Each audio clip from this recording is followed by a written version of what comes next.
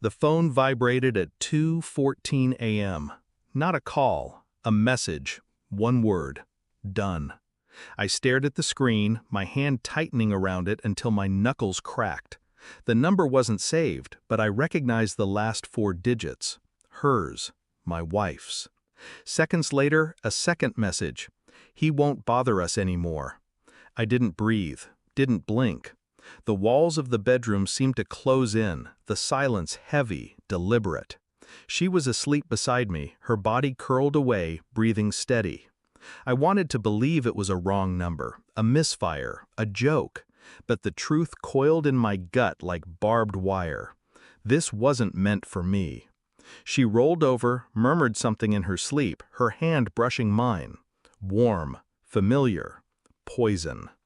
I slipped out of bed, the phone still glowing in my hand, and walked to the window. The night outside was black and still, a quiet so deep it felt staged. I typed nothing, replied nothing, but inside a switch had flipped. The morning after, she moved around the kitchen humming softly, like she always did, pouring coffee, buttering toast. But I wasn't listening to the sound. I was watching the rhythm of her hand as she reached for her phone on the counter. Casual, thoughtless. She unlocked it too quickly, shielded the screen with her shoulder.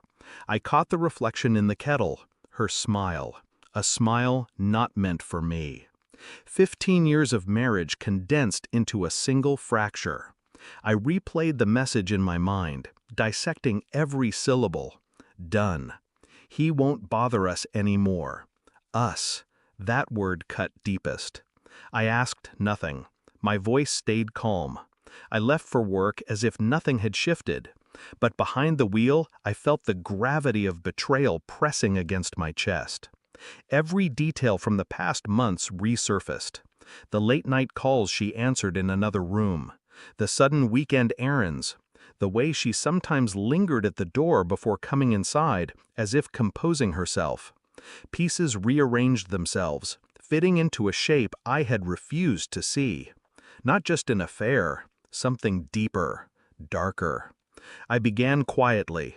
A second phone hidden in the garage, behind the fuse box. A tracker app I installed on her device while she showered. A small recorder placed beneath the passenger seat of her car. I moved through the motions of my days with military precision, showing nothing. My silence was my shield. Nights became my theater of observation. She'd tell me she was visiting her sister. I'd watch her car stop instead at the sheriff's cabin on the edge of town. Always the sheriff. Always him.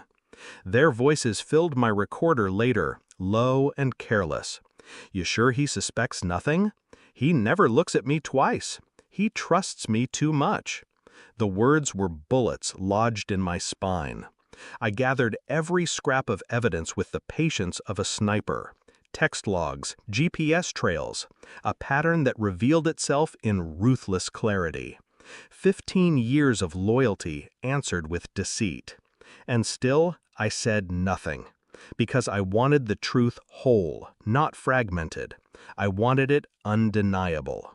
The final piece arrived in a plain envelope. Inside, the DNA results. My son. The boy I raised, taught to ride a bike, held when he broke his arm. Not mine.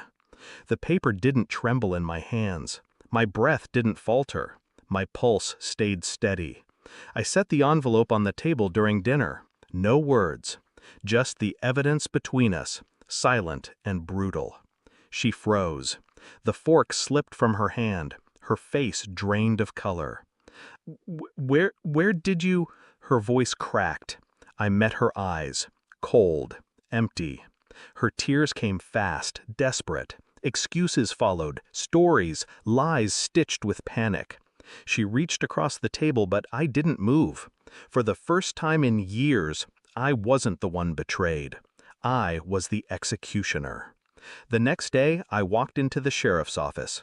I placed the recordings, the photos, the DNA test neatly on his desk. He tried to speak, tried to laugh it off. His mouth twitched. His hand hovered near his badge, his authority. But the mask slipped when I leaned close and whispered, "I already sent copies. Your department, her family, my lawyer, everyone knows." His face collapsed inward. Not anger, fear. I didn't shout, I didn't strike. I simply turned and walked out, leaving him with the wreckage of 2 lives tangled in ruin. Behind me, his voice broke the silence. My name, spoken like a plea. I didn't answer. I stood on the porch that night, watching the lights of the town flicker in the distance. Inside, she was packing, crying, begging. The sound no longer reached me. 15 years, erased in a single breath. But strangely, I felt no loss, only clarity. I had been living in a house built on lies. Now, the walls were gone. I lit a cigarette, the smoke curling upward into the night. For the first time in months, I inhaled without weight pressing on my chest. I didn't forgive. I didn't forget. I simply understood. Some betrayals don't break you. They sharpen you. And as I crushed the cigarette under my boot, one thought lingered, cold and final. They buried themselves. I just handed them the shovel.